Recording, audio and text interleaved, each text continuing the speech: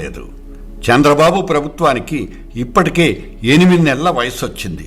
8 నెలలంటే 5 ఏళ్ల పాలనలో 12% పూర్తయిపోయినట్లే. గద్దె దిగిపోయిన వాళ్లు వెలగబెట్టిన పాలనల గురించి ఇంకా ఎంతకాలం తిట్టుకుంటాం? జనం అన్ని చవగ్గా తేలిగ్గా మర్చిపోతారు. కాకపోతే మనం చేసిన వాగ్దానాలనే తడిమి మరీ గుర్తు చేసుకుంటారు. ఒకవేళ వాళ్ళు మర్చిపోయినా గుర్తు చేయడానికి మాత్రం చాలామంది ఉన్నారు. ఇవాళ అభివృద్ధి లెక్కల గురించి ఎవ్వరూ అడగడం లేదు. కానీ పెరిగిపోతున్న తమ ఖర్చుల గురించి మాత్రం జనం లెక్కలేసుకోవటం మొదలుపెట్టారు. నిరుద్యోగుల శాతాలు పెరిగాయో తరిగాయో చెప్పే లెక్కలు ఇప్పటికిప్పుడు అవసరం లేదు. కానీ అదే నిరుద్యోగుల అసహనాల్ని అసంతృప్తుల్ని పెరగకుండా కన్విన్సింగ్ ఆన్సర్లు చెప్పుకోవాల్సిందే. నిరుద్యోగులంటే వాలంటీర్లు గుర్తుకొస్తున్నారు. అవును, ఇంతకీ ఏమయ్యారా వాలంటీర్లంతా? నిజానికి ఆ వాలంటీర్ల వల్ల వైసీపీకి ఎలక్షన్లలో ఓట్లేమీ ఒరగలేదన్నది తేలిపోయింది. అయితే ఎన్నికల ముందు ఇదే వాలంటీర్ల గురించి బాబు భయపడిపోయి ఇచ్చిన అభయాలు, చేసిన హామీలు ఎలక్షన్ రిజల్ట్స్ రాగానే పూర్తిగా గాలి కొదిలేశారు. ఇప్పుడు వాళ్ళ జీతం పెరగడం మాట టుంచి అసలు జీతాలే ఇవ్వటం లేదు. ఆ మాటకొస్తే అసలు వాలంటీర్ల ఉద్యోగాలకే ఎదురు పెట్టేశారు. 6 గ్యారంటీల్లో ఆడోళ్లను ఫ్రీగా ఎక్కించుకుని ఊళ్ళు తిప్పుతామన్న ఫ్రీ బస్సు ఇంకా దారిలోనే ఉంది. ఉగాది కల్లా వచ్చేస్తుందంటున్నారు. మహిళల ఉచిత బస్సు ప్రయాణానికి అంచనా వ్యయం 1200 కోట్ల రూపాయలకు పైనే. తెలంగాణలో ఇదే స్కీమ్ కోసం ప్రతి సంవత్సరం సుమారు 2500 కోట్లు ఖర్చు అవుతున్నట్లు ట్రాన్స్పోర్ట్ డిపార్ట్మెంట్ లెక్కలు చెప్తున్నాయి.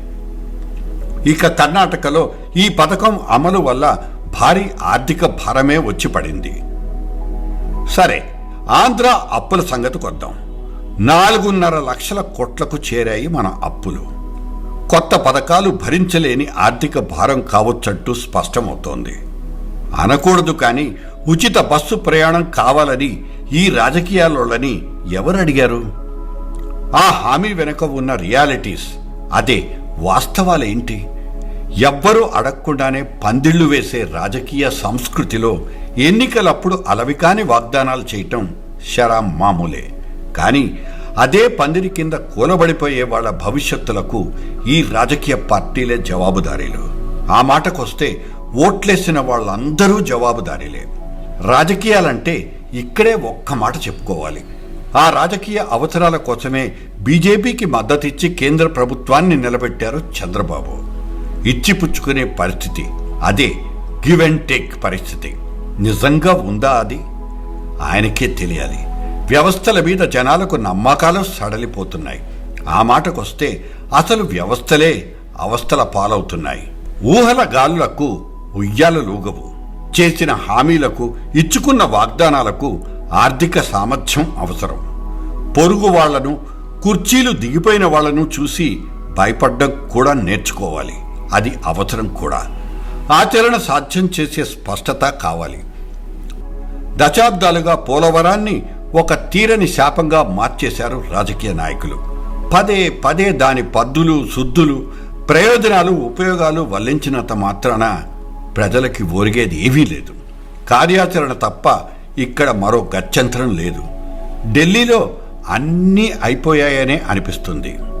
కానీ అమరావతికి వస్తేనే చుక్కలు కనిపిస్తున్నాయి. మీరొస్తే ఆ ఢిల్లీ బీరువాల్లో దుమ్ముపడ్డ ఫైళ్లన్నింటికీ రెక్కలొస్తాయని ఆశించాం, ఇంకా ఆకాంక్షిస్తున్నాం కూడా.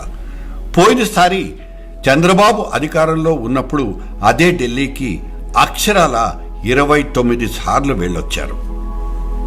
అదే మోదీని కలిసొచ్చారు, కలవడానికి చాలాసార్లు ప్రయత్నించి భంగపడ్డారు కూడా. ఈసారి అదే ఢిల్లీ చంద్రబాబు దగ్గరకొచ్చి వంగి మరీ నిలబడింది. అయినా సరే ఆయన ఇంకా సాగిలబడ్డమేంటి? మతలబు మాత్రం మాకు అర్థం కాదు.